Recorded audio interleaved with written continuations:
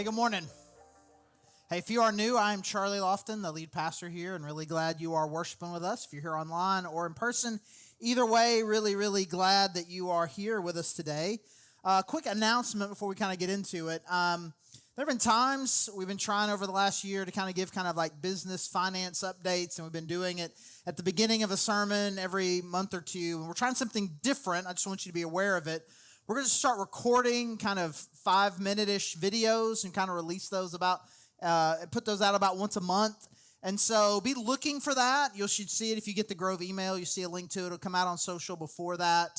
So I just want to make sure everybody stays in the know about what's going on and how you can help and support what's going on here at the Grove. But we're trying to do it where it's not like it doesn't consume a whole lot of time during our sermon time. So we're trying a different way. We want everybody to be informed.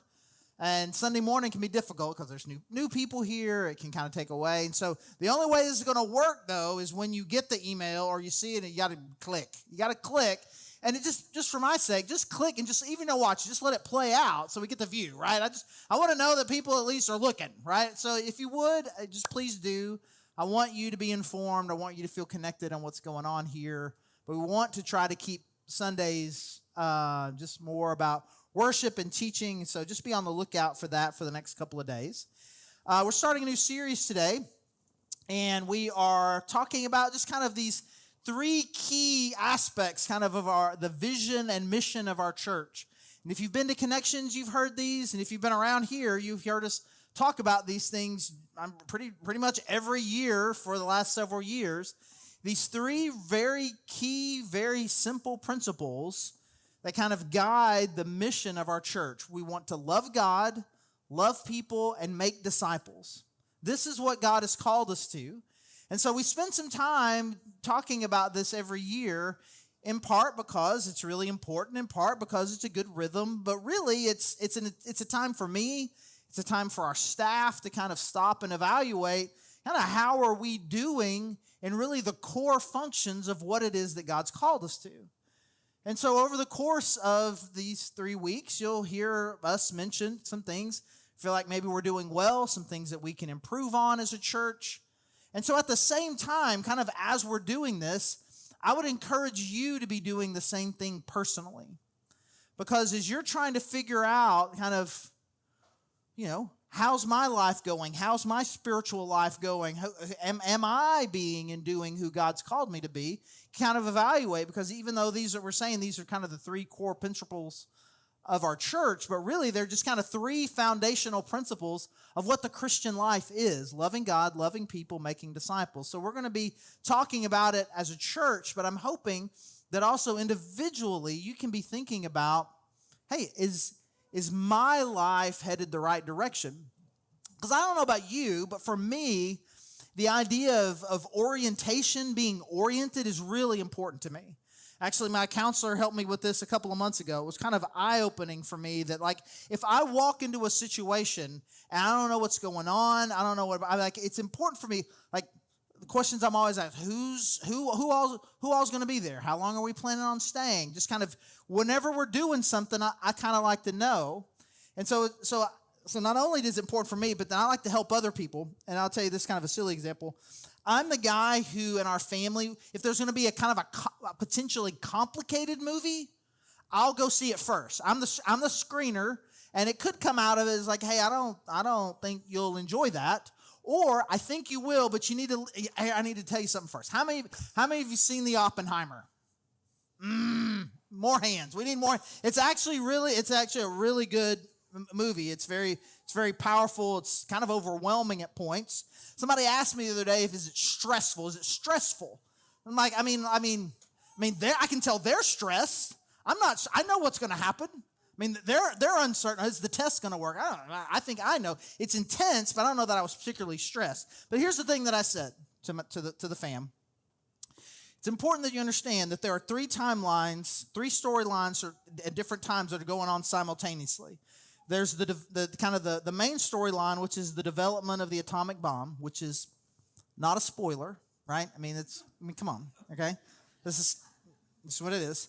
And then you kind of got this thing that's in a little bit in the future, where Oppenheimer, the guy who is in charge of the project, is kind of being kind of grilled, kind of evaluated in kind of this meeting.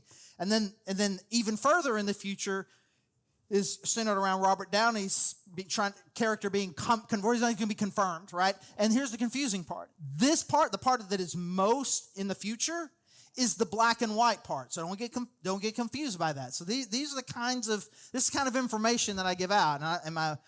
Normally my middle daughter, Lauren, she would come with me. She's usually part of the scout team, but she lives in Kansas City now, which is a little heartbreaking to me.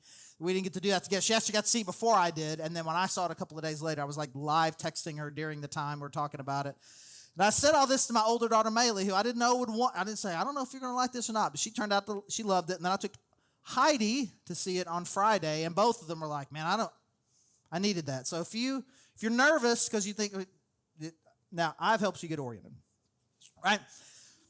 But it's not just movies and things like that. Like, just a little low, just kind of weird that I get. Like if someone who normally doesn't text me texts me and says, hey, can we meet? I don't know what you think happens to me, but it's like, like, and I'm trying to be cool, which is great. It's on text. So I can take 5 seconds to be cool. Yeah, sure. When can we meet? And like basically be like, this will be Tuesday. How about next Wednesday? Like, which is like 8 days away. And I'm like, so then I'm trying to be cool. Hey, so like maybe what's up? Like maybe just what are we talking about? Trying to be real cool about it because it's kind of weird. If you really want to freak me out, and I know some of you are not nice people, call me. Right? I finally got my daughters trained that if they call me and I say, hello, Dad, everything's fine. Like they just start with that because why are you calling me? You're not texting me, right? And so I just kind of like to know. Even last week, we're having dinner with some friends that go to the church, and I wasn't involved in the setup of it at all. It was kind of a couple hours beforehand, and I looked at my wife like, so what is this? What is this? Who set this up? Oh, it was just me. It's totally casual. So do we have no agenda? Do we have a secret agenda? Do we have a clear agenda? No, it's just hangouts. So that's good. Okay, well, now I know what we're doing. We just want casual Charlie. Hey, friend Charlie. I can be friend Charlie. Like I don't know. My life can feel so complicated. It's important for me to have these kind of moments of orientation. And really, these three ideas, loving God, loving people, making disciples, this is what they are. They're very clear roadmaps. They're more than just things we do. They really are orienting principles, and I think we'll look at these passages that these verses come from, and then we'll be able to see that. So we'll just jump in here in Matthew chapter 22, starting in verse 34. Hearing that Jesus had silenced the Sadducees, the Pharisees got together. One of them, an expert in the law, tested him with this question: Teacher, which is the greatest commandment in the law? So just to stop right here, kind of there's these different religious groups of Jewish religious groups they feel like Jesus is challenging them, and so they're challenging him back, and they're trying to trick him. So one group tried and couldn't do it. Now another group is coming, and they're trying to catch him in something, and they ask him this question: what is the most important command in all of Scripture? Which is really interesting. If we are Christians, and there is a moment in time that is recorded where Jesus is asked, what is the most important thing that you can do? If that's there, then whatever comes out of his mouth should be foundational to any church, to any Christian organization, to anyone wanting to be a follower of Jesus, which is what we have here. Verse 37. Jesus replied, love the Lord your God with all your heart and with all your soul and with all your mind. This is the first and greatest commandment. And the second is like it. Love your neighbor as yourself. All the law and the prophets hang on these two commandments. A couple of quick observations here. One is that he asked Jesus for one, he gave him two. And I think it's because the two of them together really kind of form this basis, according to Jesus, of like, hey, everything depends on these two. So he gave him two. The other thing I find really cool, if I were to ask you, we're going to do a little quiz right now, hey, name a Bible commandment, most of us are going to come up with a do not. Do not do this. Don't murder. Don't steal. Don't lie. Something like that. Or maybe some of us might come up with something good we're supposed to do. But these are really more than do's and don'ts. They're really more relational commands. And the big reason why all of that's important is because this last phrase that he says at the end, everything else, every other command, everything else that you are going to read in the law and the prophets, everything that you will see in what we would call the Old Testament, everything else depends on these two things.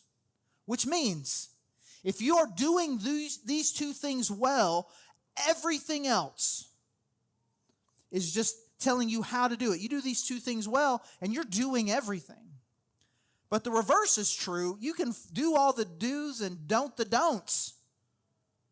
And if you miss out these two big things, you're missing out on everything, on really kind of this orienting idea. This is what all the commandments are about: loving God, loving people. And so what we're going to do today, if you've been around, we've taught on this passage, taught on this idea quite a few times. Again, it is one of the top 2, 3 most important passages in all of Scripture, I would say, because of the question that's being asked and Jesus' answer. But what we're going to do today is we're going to go back. So where this first commandment, love your God, love God with your heart, your soul, your mind, your strength. Different words are used in different places. Where does it come from? So we're going to go back to Deuteronomy chapter 6. And where we are here in our story is, the Israelite people were enslaved in Egypt, and Moses was called by God to go rescue them, which he does, and he takes them out of Egypt towards this land that God had promised them. And they get all the way to that land, and they get cowardly. They rebel against God, and God punishes them. It's like, hey, you guys are going to have to wander in the desert for an entire generation, and then we'll see if the next group, see if your kids can do better than what you did. So now they have wandered in the desert, and now they are back on the edge of the promised land again to accept this blessing that God has given them. And in this moment, Moses is repeating for them the laws that God had given them as they were coming along. And so essentially, again, to set this up, you've been slaves for 400 years. You don't know anybody who knows anybody who knows anybody what it means to live as free, independent people. And you need to understand the way life is supposed to be. So let me remind you again of what God's commandments are. And we find ourselves here, Deuteronomy chapter 6, starting verse 1. These are the commands, decrees, and laws the Lord your God directed me to teach you, to observe in the land that you are crossing the Jordan to possess, so that you, your children, and their children after them may fear the Lord your God as long as you live, by keeping all his decrees and commands that I give you, and so that you may enjoy long life. Hear, Israel, and be careful to obey, so that it may go well with you, and that you may increase greatly in a land flowing with milk and honey, just as the Lord, the God of your ancestors, promised you. Hear, O Israel, the Lord our God, the Lord is one. Love the Lord your God with all your heart and with all your soul and with all your strength. These commandments that I give you today are to be on your hearts. Impress them on your children. Talk about them when you sit at home and when you walk along the road, when you lie down and when you get up. Tie them as symbols on your hands and bind them on your foreheads. Write them on the door frames of your houses and on your gates. So as Moses is talking to the people here, you can tell he's doing more here than just telling them what to do and not to do. It's like, you are about to go into this land and you want to prosper. You want to do well. You want to live a long, good life. And you want that for your kids, and you want that for your kids' kids. You want to do well. You want to prosper. All of this different phrasing. This is why I am saying all of this to you, and it begins here. Give your heart, your soul, your strength fully to God. Love God well. And it will go well with you. This is probably the most orienting of all of the verses, and that's kind of how I want us to think about it. That loving God is not just some simple command. Loving God is meant to be the orienting principle of your life. This is not just supposed to be some aspect of your life, but it is meant to be your life. And so I think about this. I'm I'm an off and on again puzzler. I like puzzles. I'll get really into it for a while, and then I'll take a break. And I like big, complicated puzzles. I mean, I have like a little puzzle board now that you can put a really big puzzle on, and I don't know. Everybody here is a little bit different, but for most of us, right? The first thing you're trying to do is you're trying to find all the edge pieces. And so then you find all the edge pieces, you put them together, and there's nothing worse, right, than all of a sudden it's like, I'm missing one. And if it's a corner piece, it's even worse. Like where is it? And it can be very frustrating. And then you get a little further on into the puzzle, and all of a sudden you've got this one thing, like this one little small picture of it, and there's a piece missing, this is the only green piece left. It should be right here. Where is it? And I'm like, where did it go? Where did the dog eat it? We don't even have a dog. And I'm wondering if the dog ate it. Like, I'm thinking, then I get real conspiratorial, right? Did one of the kids take it, put it in their pocket? Because they want to be able to say they put in the last piece. Are they hiding it from me? Did it get vacuumed? What happened to it, right? And it can be really frustrating because like you feel like it's not working because I'm missing this key piece.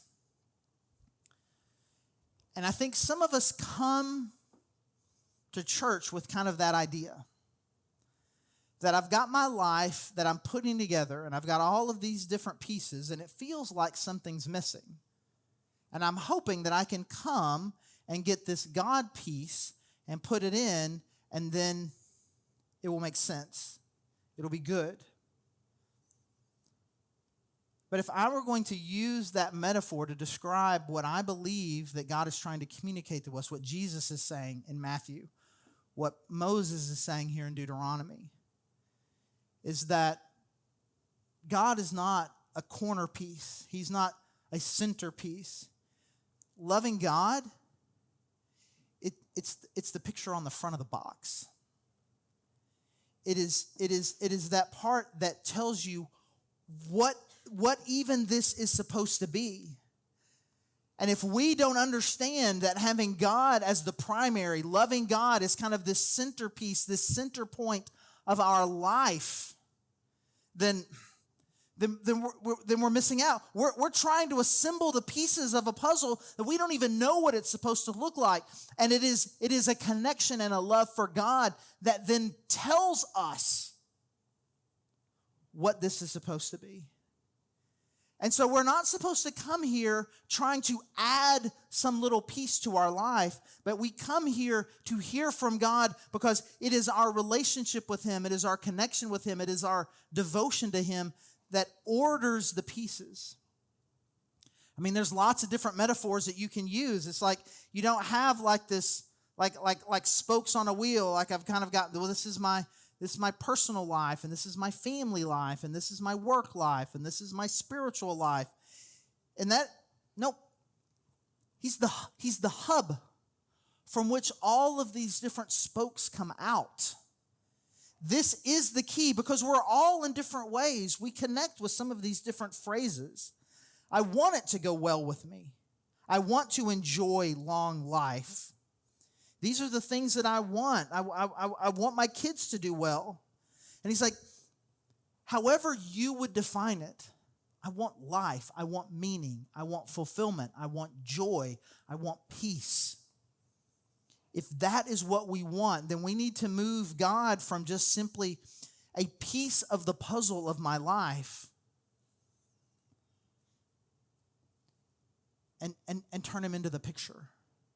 He is the one that tells me what all of this is. And so I want to love God with my heart, with my soul, and my strength. Now, in all the ways that this is told, it's in each one of the 4 Gospels. We find it here in Deuteronomy. You'll see different words. We'll see some more and some other ones, different ones. And really, in each one of these instances, really what the big picture idea here is kind of creating a holistic picture. That you need to kind of love God in every way possible. But what we're going to do today is we're kind of going to look at these individual words, and we're going to look at the one in Deuteronomy. It says your heart, your soul, and your strength. Now, you have some idea about what those words mean to you. If I were to say, hey, you want to love God with your heart, you're going to think one thing. Hey, you need to love God with your soul, right? And whatever you came up with, it's very highly, highly unlikely you're going to come up with something that's just wrong. I want to love God this way, and it probably will be a very good way. But what we're going to do is like when the people who heard this the very first time, as Moses is saying this to them, what did those words mean to them? What specifically was Moses telling them? Here, this is the way. If you want to have order in your life, this is the way that I want you. This is the way that you need to love God. And the first one, it says with your heart. Now, it's very obvious. Like, I know exactly what you're thinking. You want to love God with your heart. You're thinking like some sort of emotional passion, which again is fine. It's not wrong to love God that way, but that's not what they would have heard.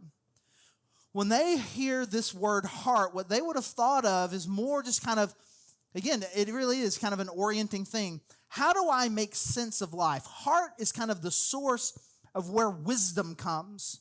Like who am I? What am I supposed to be? What am I supposed to be about?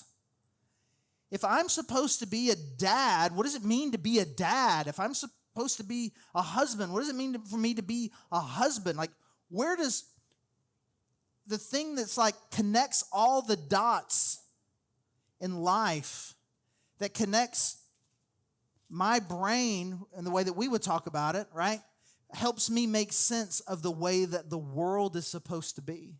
And so if I were going to give this kind of phrase at its simplest, I would say that we need to believe what he says, especially around kind of the critical areas of our life. Like, how do I live with wisdom? How do I look at a chaotic world and say, well, this is what I'm supposed to be about? I want to be a good parent. I want to be a good mom. I want to be a good dad. I want to be a good brother. I want to be a good sister. I want to be a good husband, a good wife. I want to be a good friend.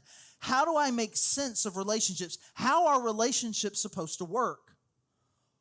Well, God speaks into that. This is the way relationships are supposed to work. And I choose to believe that. Around money, what am I supposed to do? It seems like it's a big stumbling block. It causes a lot of anxiety. I see people struggling with it. How am I supposed to make sense of money? What role is it supposed to play in my life? What is the proper use and care for it? Well, God has some things to say about it. This is what money is supposed to be. This is money's proper place. And these are the principles by which you need to use your money. And I see that and I believe it. So my relationships, my money, my own view of sex and sexuality. Who am I supposed to be? What is the appropriate thoughts and actions that I'm supposed to have around this part of who I am? Well, God has some things to say about it. And I choose to believe those things and allow these things to be orienting principles for me, especially around the most complicated pieces of my life. God is not just simply an advice giver.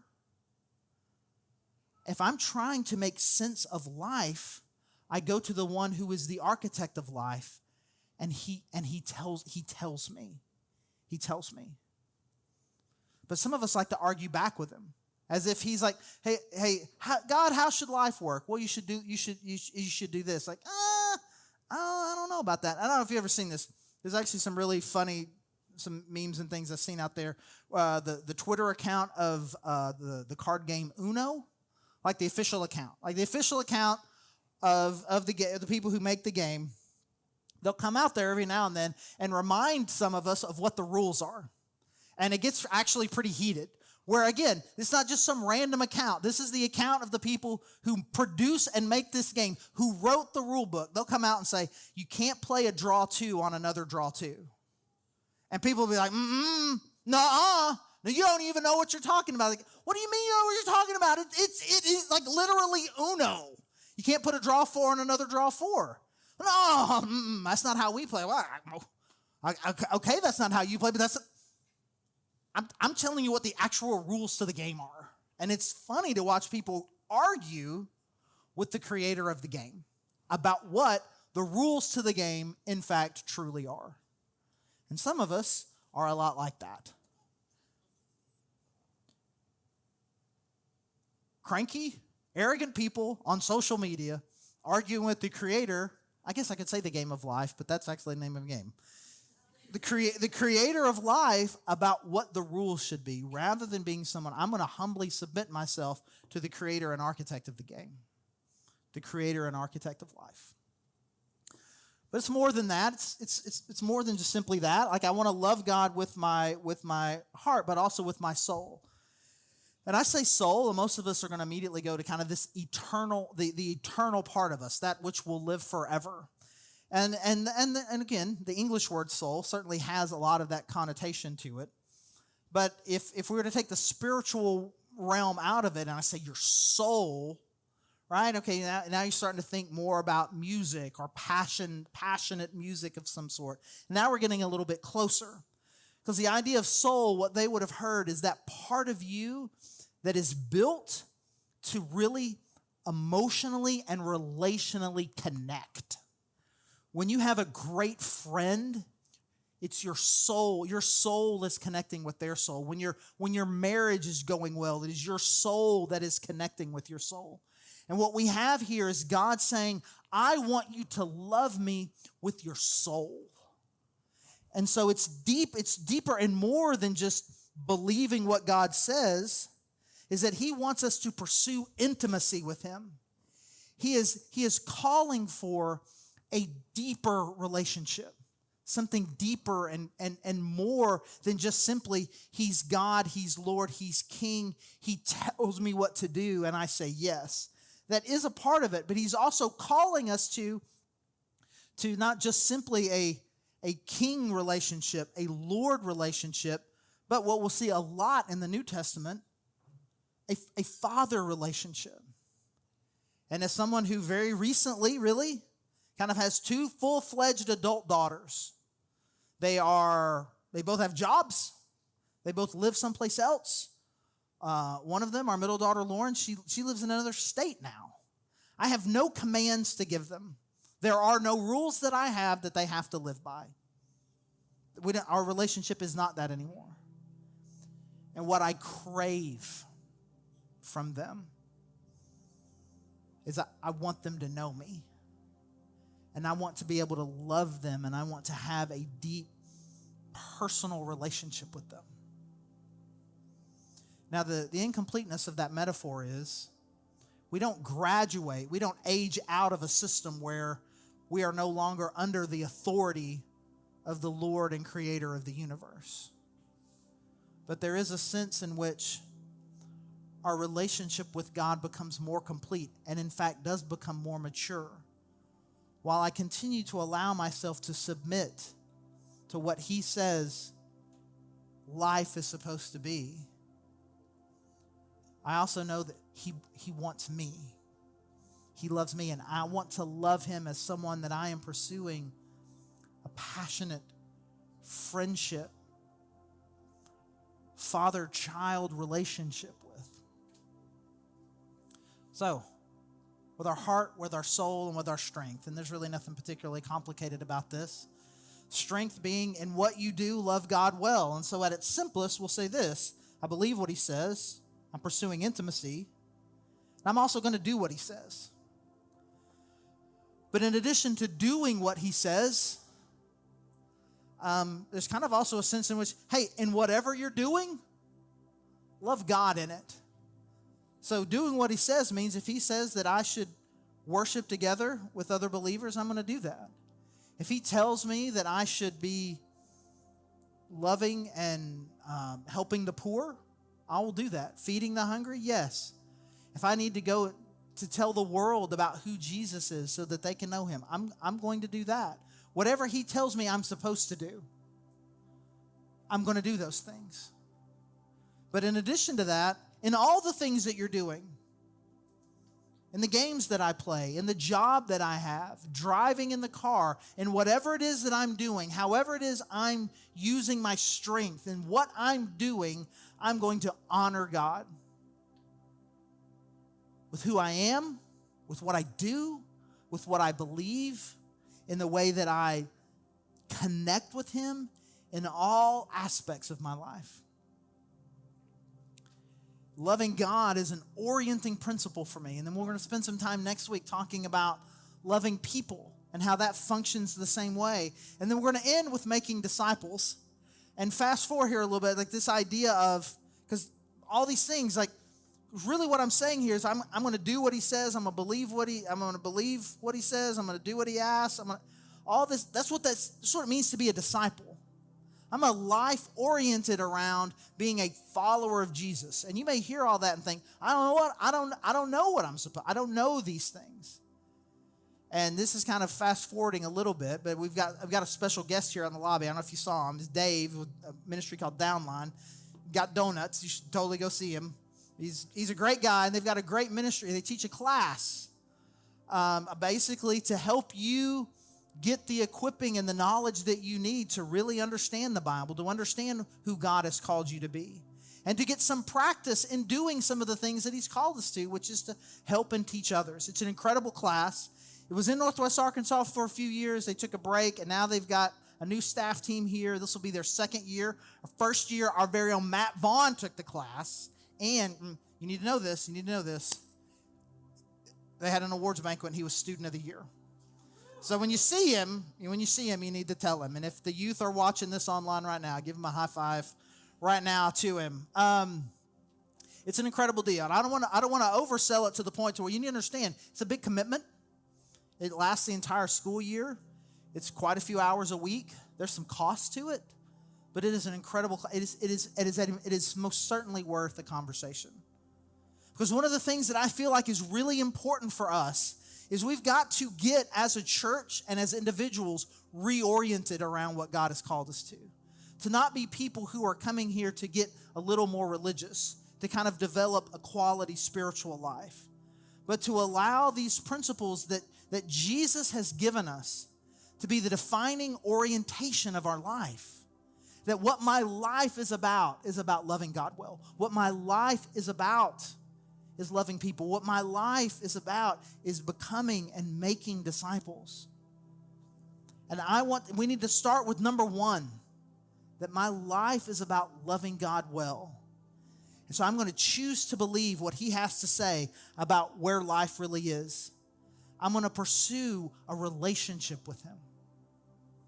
And what he tells me to do, I'm going to do. Let me pray.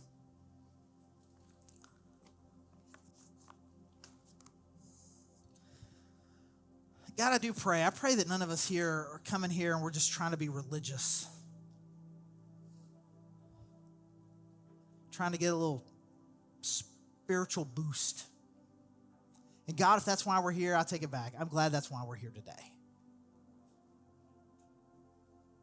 But God, I pray that we be striving for something more. Not to be religious, but to live capital L life with you. And God, I pray that you would just help us level up about what it is we're doing here and the role that you're calling us for you to have in our life. And so, God, I pray that we would love you fully. I would trust what you say and let you be the one that is laying out life for us. The God, that we would pursue you fully. And the God, that we would be about what you've called us to. And as always, so thankful for your son, Jesus Christ, and the death and the sacrifice that he made for us. That is the only reason that this is possible. That we can be reconciled to you through the death and resurrection of your son, Jesus Christ. And it's in his name that we pray. Amen.